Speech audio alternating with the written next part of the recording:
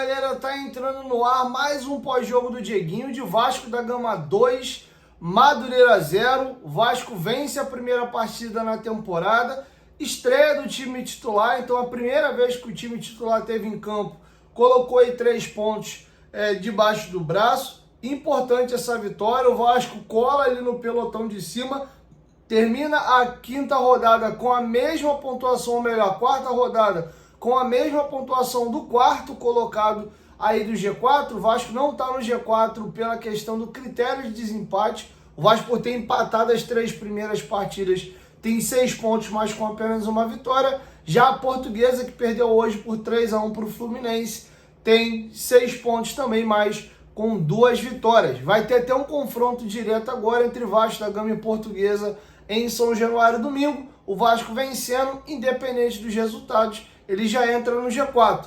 Nesse momento, após 4 rodadas, o Vasco tem a melhor campanha dos grandes. O Vasco chega a 6 pontos, o Fluminense tem 5, o Flamengo tem 4 e a equipe do Botafogo tem apenas 2 pontos ganhos até aqui. Beleza? Vou fazer uma análise para vocês aqui da partida. Antes, lembrar vocês que nós estamos aí de parceira nova. A Bet Nacional é a mais nova parceira do canal Futebolaço, a Bet dos brasileiros. Vai fazer suas apostas aí, corre lá na Bet Nacional, é com certeza a principal bet brasileira, tá no mercado já há um tempão. E ó, o link da Bet Nacional tá aqui na descrição do vídeo, clica lá, cadastre-se para você poder apostar. É mais uma opção para você ter na hora de fazer suas apostas. Lembrando que você tem que ser maior de 18 anos e apostar com responsabilidade.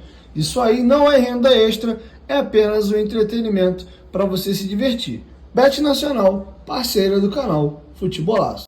Bom, galera, vamos agora começar a nossa análise aí. Para começar a brincadeira, vamos falar aí do time titular, do 11 ideal do Vasco. O Maurício Lemos aí tá fora e o Adson, que eu acho que naturalmente ganharia a vaga que hoje é herdada pelo Alex Teixeira. Então é um time praticamente completo e o ideal do Vasco até aqui na temporada. E dá para a gente fazer algumas observações. A primeira etapa eu vou dividir em 2 momentos. Até os 20, 26 minutos vai da primeira etapa. O Vasco jogava muito bem.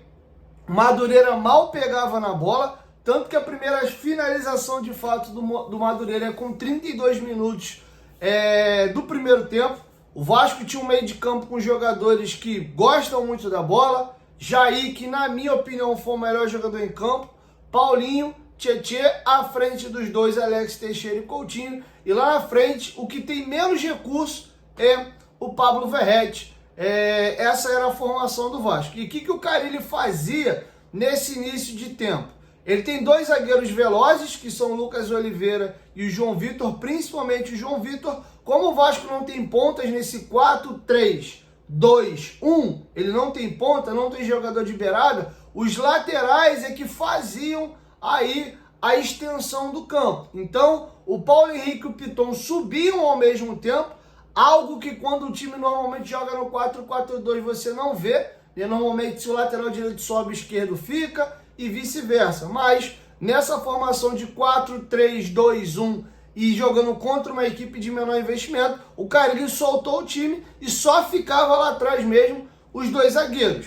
Beleza? Então o Paulo Henrique e Lucas Piton subiam a casinha e eram responsáveis para tentar dar profundidade à equipe do Vasco e fazer as jogadas de linha de fundo. E aí você tinha o Jair como esse primeiro volante, o cara responsável pela saída de bola do Vasco pelo centro do campo. E aí ambos são destros, tanto o Tietê como o Paulinho, mas o Tietê ficava pelo lado direito, na perna dominante dele, e quem vinha para o lado esquerdo era o Paulinho. O Coutinho, também de pé trocado, era um meia pela esquerda, e o Alex Teixeira era um meia pela perna direita. E aí o Vasco trabalhava muito bem essa bola, toques de primeira, às vezes um 2, tanto o Paulinho como o Tietê conseguiam arrastar a bola e quebrar a linha de vez em quando, segurava, fazia uma parede, e o Jair já era aquele cara de inversão de bola, e o Vasco jogava bem, não conseguia transformar essa posse de bola e o domínio em grandes chances. Era um time com pouquíssima efetividade,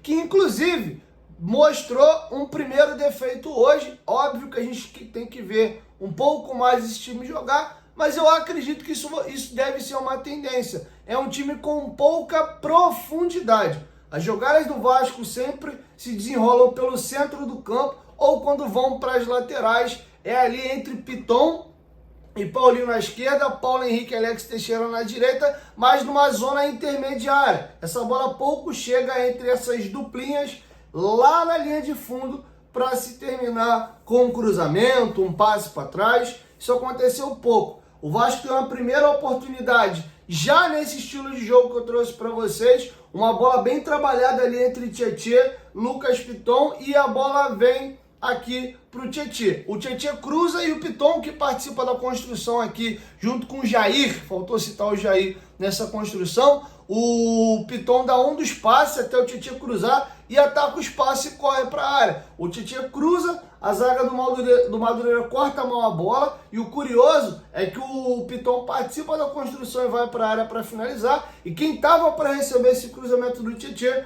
era o Paulo Henrique, ou seja, o Vasco ia colocando os seus dois laterais, e não, colocou seus dois laterais dentro da área do adversário ao mesmo tempo. Aí você tem um corte mal feito e a bola chega limpa para o Piton, que poderia até ter dominado para a bola vir para a perna canhota dele. Ele tenta finalizar de primeira com o pé direito, que é o ruim, e isola a bola com 5 minutos. Com 14, o Alex Teixeira tem uma bola linda colocada ali pelo Tietê, uma bola trabalhada, o Tietê vai no fundo, levanta a cabeça, em vez de se livrar da bola, fechar o olho, dar uma pancada para dentro da área ou fazer um chuveirinho. Você vê que é um jogador inteligente, ele dá uma parada, dá uma olhada, ele acha um passe para trás, o Alex Teixeira chuta, o chute sai um pouquinho mascado e o goleiro faz a defesa, mas uma chance clara criada pelo Vasco. Com 19, o Coutinho tem a oportunidade de bater uma falta, isola, e aos 22 vem o gol. O Vasco já trabalha bem essa bola ali pelo lado esquerdo, leva perigo, o passe acaba esticado. E aí a bola é aberta ali na direita, o zagueirão vai querer sair jogando bonito,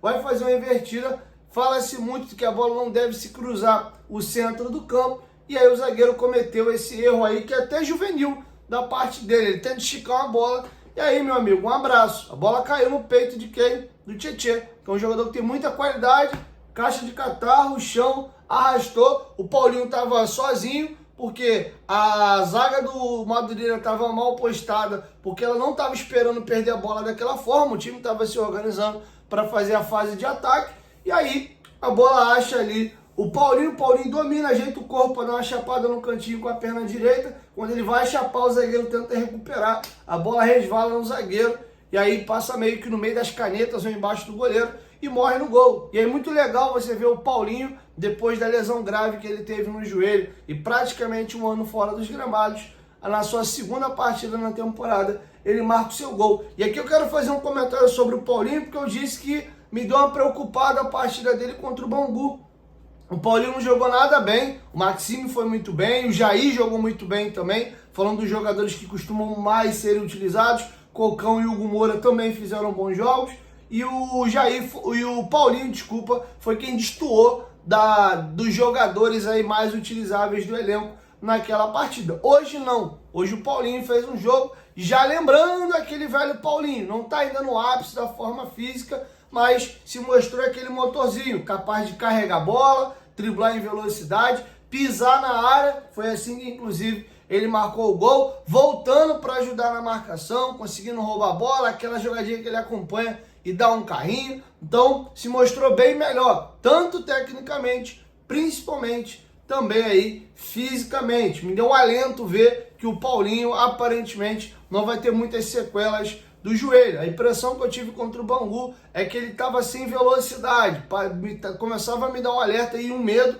dele perder velocidade e explosão, que é a grande característica do Paulinho, mas não, aparentemente hoje ele demonstrou estar com isso aí mais calibrado. E aí, já avançando uma casinha à frente, eu preciso falar do Coutinho e do Alex Teixeira. O Coutinho dá para tirar pontos positivos e pontos negativos da atuação dele de hoje. O Coutinho conseguiu jogar bem mais minutos, ele é substituído ali com 29 minutos da segunda etapa. Se a gente for dar uma colher de chá e lembrar que o primeiro tempo teve 2 minutos de acréscimo, Então ele jogou aí pelo menos 75 minutos, considerando esse 1 minutinho de acréscimo, jogou aí 76 minutos. Viu o Coutinho com bastante movimentação, tentando ali construir as jogadas, pedindo bola, até dando esporro nos companheiros. Às vezes quando ele pedia a bola, se deslocava e o passe não chegava, mas vejo o Coutinho tecnicamente abaixo do que a gente espera que ele, Felipe Coutinho, possa entregar. Bateu uma falta ali que ele deu uma isolada, tentou algumas jogadas ali, daquelas refugadas que ele dá para enganar o adversário para a chapada. Tem uma jogada que ele recebe na entrada da área com condição de finalizar com a direita, ele finge que vai bater da refugada, corta para a canhota, e aí vê que o cara não cai na dele, ele tenta trazer para a direita, e aí o jogador acaba ficando em cima dele. Quando ele tenta chutar com a direita, é travado, tá? Tem um lance no segundo tempo que ele recebe uma bola ali, ele escorrega, e aí você vê que o jogador tem ali uma visão de jogo diferente, um raciocínio, que mesmo ele escorregando, acaba que o errado dá certo, né? Não por culpa dele, ele escorregou e não tem culpa. Mas você vê que ele consegue corrigir a jogada, achando até um passe melhor, coloca o Verratti na cara do gol, e o Verratti perde um gol bobo, e aquele gol típico de jogador de início de temporada, com a temporada em andamento, ele já melhor fisicamente, com ritmo de jogo, rapidamente ele dominaria aquela bola ali, finalizaria. Ele dominou, ajeitou o corpo, foi dar mais um toque, quando ele foi finalizar, o jogador do Madureira travou e gerou ali um escanteio. Então o Verratti poderia ter marcado pelo menos 2 gols e o Coutinho ganharia aí essa assistência, mas acho que o Coutinho ficou devendo um pouquinho. Tentou algumas jogadas ali individuais, mas teve alguns desarmes. Porém, um detalhe, nessa formação de 4-3-2-1, ele acaba sendo quase que um dos últimos jogadores do Vasco. E aí o que acontece? Como o Vasco não tem pontas e os laterais não estão chegando à linha de fundo ou avançando jamais no terço final do campo, quando o Coutinho e o Alex Teixeira pegam essa bola próximo ali da cabeça da grande área, eles não acabam tendo a opção de achar esse passe aqui para o companheiro entrando no fundo, que deveria ser os nossos laterais. E ele acaba ficando ou com a opção da jogada individual, né, ou o passe no Verratti, ou a finalização no gol. Ou, se estiver muito congestionado, faltar às vezes a confiança para jogar individual, recuar essa bola para o volante. Então eu vejo o Coutinho, o Alex Teixeira, o próprio Maxime Domingues passou um pouquinho por isso quando entrou, e também o Dimitri Payet. Eles, apesar de ter um meio campo povoado e muitos jogadores de boa qualidade, quando chegava no terço final, faltava a opção de passe para frente, a famosa profundidade, para o lado, para trás, e os jogadores bem aproximados ali trabalhavam muito bem essa bola. Já ali, muito próximo ali da grande área, ou já na grande área, nas suas adjacências, o Vasco encontrava um pouquinho de dificuldade, tá bom? Então ficou muito evidente hoje na partida que falta profundidade ao time do Vasco. Nesse esquema, quem tem que fazer esse ataque ao fundo são os laterais, mas isso não rolou muito bem não. E aqui eu quero fazer um primeiro comentário, principalmente para jogos contra equipes de menor investimento. Eu acho que o Paulo Henrique é um lateral mais balanceado em comparativo com o Puma. Se você soma as qualidades e defeitos do Puma e do Paulo Henrique, eu acho que na soma do todo, o Paulo Henrique é um jogador mais confiável. Muito bom marcando, muito veloz, é um lateral que tem facilidade para driblar, principalmente em progressão, sendo que o Paulo Henrique tem um defeito gravíssimo. Ele cruza muito mal. Às vezes ele até corta para canhota e se livra da bola jogando com a esquerda de qualquer jeito. Tanto é que o Verratti ainda não marcou gol com nenhum cruzamento do Paulo Henrique. E até quando cai na perna boa dele, ele normalmente faz aqueles cruzamentos viajando e facilita o goleiro sair e fazer a defesa. A precisão de cruzamento do Paulo Henrique é bem ruim. Já o Puma Rodrigues é mais lento, tem dificuldade para marcar, mas tecnicamente ele é muito superior ao Paulo Henrique. O cruzamento dele é maravilhoso, deu para ver inclusive o gol do Pablo Verratti, que ele se apresenta ali e faz um cruzamento belíssimo para o Verratti com tranquilidade, sem precisar saltar, só deslocar o goleiro e fazer o gol. O Puma Rodrigues pisa na área e faz gol, e é um lateral que tem um chute de média e longa distância muito interessante. Para esse time que vai usar os laterais para fazer a jogada de linha de fundo e dar profundidade, isso casa melhor com o Puma do que com o Paulo Henrique. Só que tem uma pegadinha nessa brincadeira, porque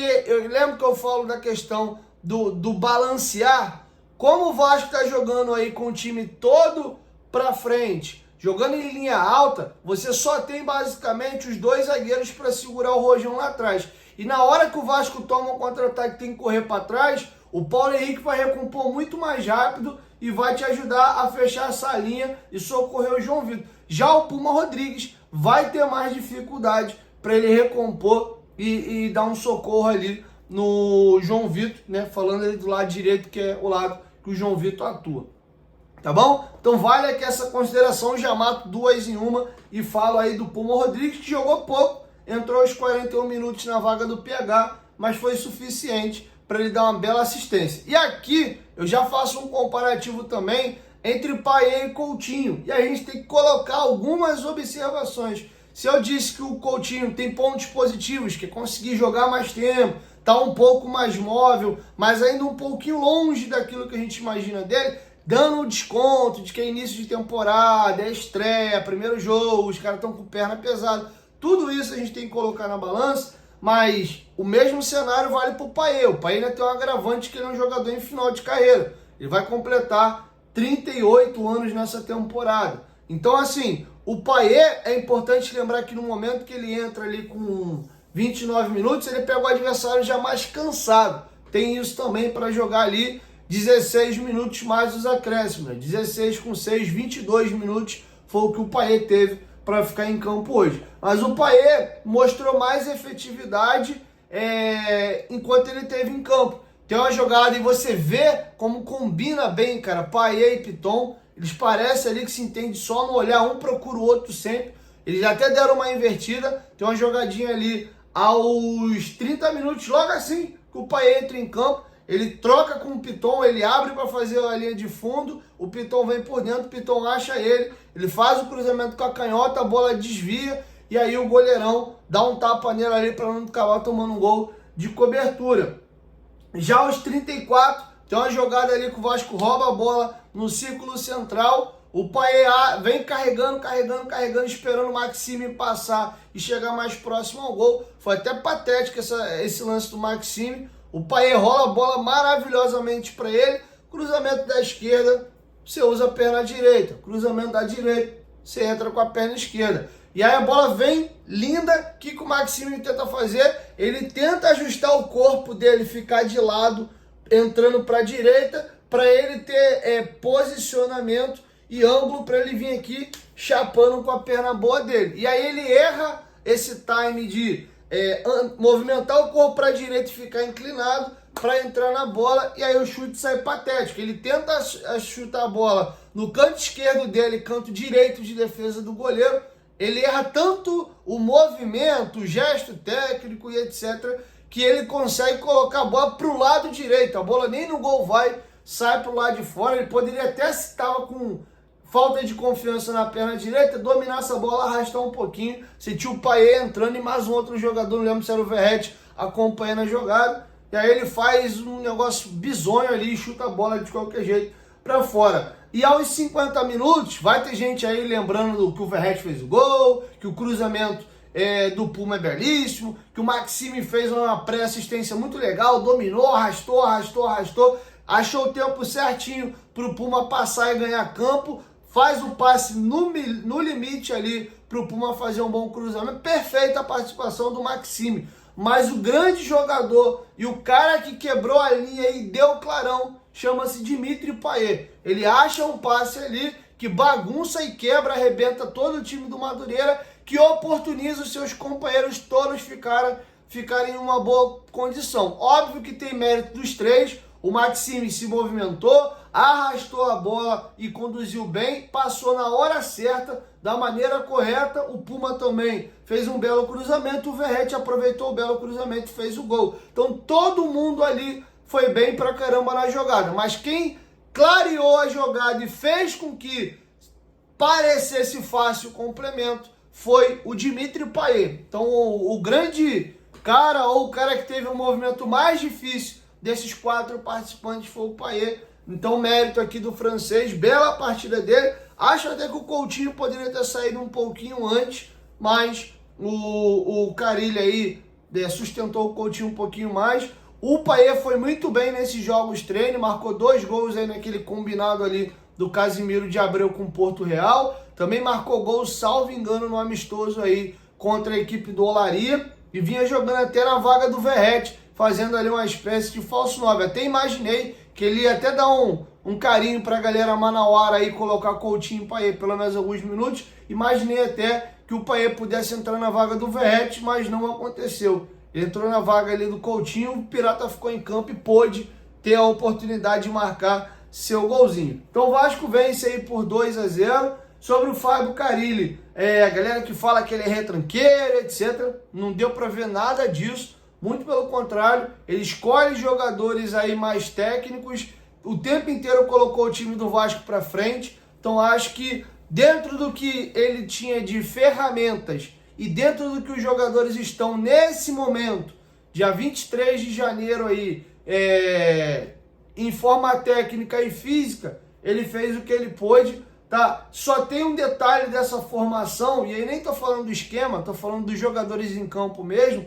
Só tem um problema. É importante a gente frisar que era o Madureira, que não é uma grande equipe, contra um Flamengo, Fluminense, Botafogo e o Campeonato Brasileiro. Esse time vai sofrer mais, mas me preocupou um pouquinho a recomposição defensiva e essa transição do momento com bola e sem bola. Com a bola no pé, tirando a dificuldade que eu falei para vocês de transformar a posse de bola em chance clara de gol e a falta de profundidade, o Vasco até tinha bem essa bola e jogava razoavelmente bem, alternando até em alguns momentos de estar entregando um futebol até vistoso. Sendo que quando o Vasco precisa correr para trás, aí você vê as linhas espaçadas. E aí então um detalhe, se o Alex Teixeira pode ser esse jogador no 4-3-2-1, o Payet também pode. Já falei para vocês que eu não vejo o Payet, vida entre Coutinho, Payet e Verratti, os três juntos em campo,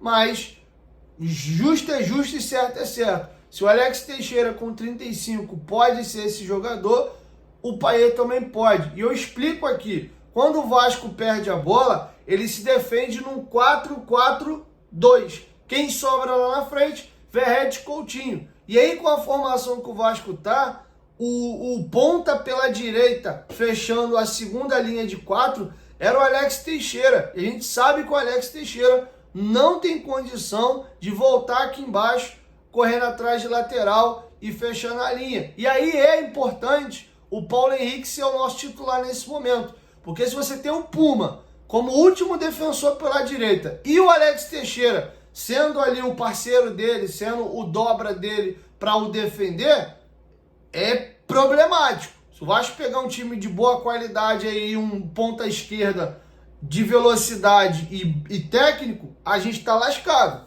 tá? É importante fazer aqui essa observação. E aí, complementando o balancinho, era o Teixeira aqui na direita, o Jair ficava aqui pro lado direito, ao lado dele o Paulinho, e quem fechava lá na outra ponta era o Tietê, tá bom? Então era era o Paulinho lá dentro e o Tietê aqui na esquerda, inverti. Então, me traz uma preocupação isso aqui, tá?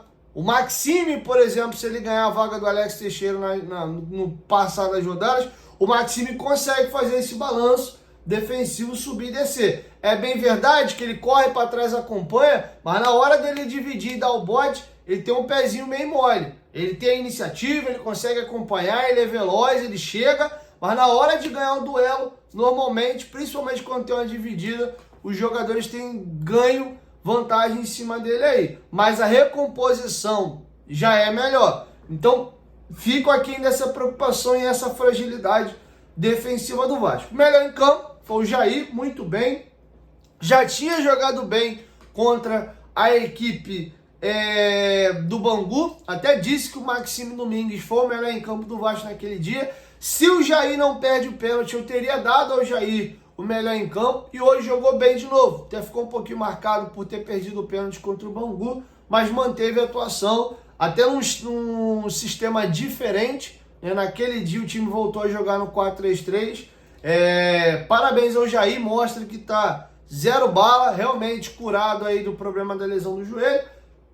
Tá ainda mais cadenciado, ele já nunca foi um jogador de mobilidade, velocidade, mas é um jogador aí que melhora muito a saída de bola do time do Vasco, tá bom? Então essas foram as primeiras impressões. O Lucas Oliveira, que é um estreante aí, um reforço da temporada, achou a participação dele tímida, pouco foi exigido, fez algumas coberturas ali, né, em jogada de linha lateral, vinha, dava o carrinho dele, colocava a bola para fora. Ele é um jogador que no Cruzeiro, eu vi ele jogar muito naquele time campeão do Cruzeiro da Série B de 2023. Velocidade, construindo o jogo, arrastando bola. É bem verdade que ele tá jogando de pé trocado, né? Ele é destro, tá jogando na esquerda. Não sei se também medo de errar, cara. Pô, se eu já cheguei aqui pressionado, a galera já não me viu com muito bons olhos aqui. Pô, eu erro logo quando uma estreia aqui. Talvez tenha um pouco dessa insegurança. E eu senti falta de ver ele jogando para frente, arrastando, coisa que eu venho fazendo no Cruzeiro. É bom também ser justo aqui e citar que ele fez isso uma vez no primeiro tempo. Tem um passe que ele acha para frente e desmonta as linhas ali do Madureira, e aí não lembro quem foi que dominou, já arrastou e foi na direção do gol. Ele fez isso uma única vez no primeiro tempo e eu queria ver ele fazendo isso mais vezes, porque eu sei que ele tem potencial para isso. Mas é uma estreia, vamos também dar um desconto. Beleza? Então é isso, Vasco 2, Madureira 0, partida mediana do Vasco, o começo foi bem animador, mas depois do gol o Vasco caiu. O segundo tempo do Vasco não foi legal, o Vasco melhora com a entrada do Paê aos 29 minutos, sem também criar muita coisa, e começa a entrar um pouquinho no jogo com 18, que é a primeira finalização do Verratti, que eu cito para vocês, que o Coutinho vai trazendo a bola por dentro, ele escorrega, mas acha uma solução maravilhosa caindo, ele dá meio que um carrinho, um passo pro Verratti ali e o Verratti perde o gol, beleza? Então é isso, foco aí agora, nós temos ainda mais 7 jogos, dos 7 jogos são 3 clássicos e ainda temos 4 confrontos contra pequenos.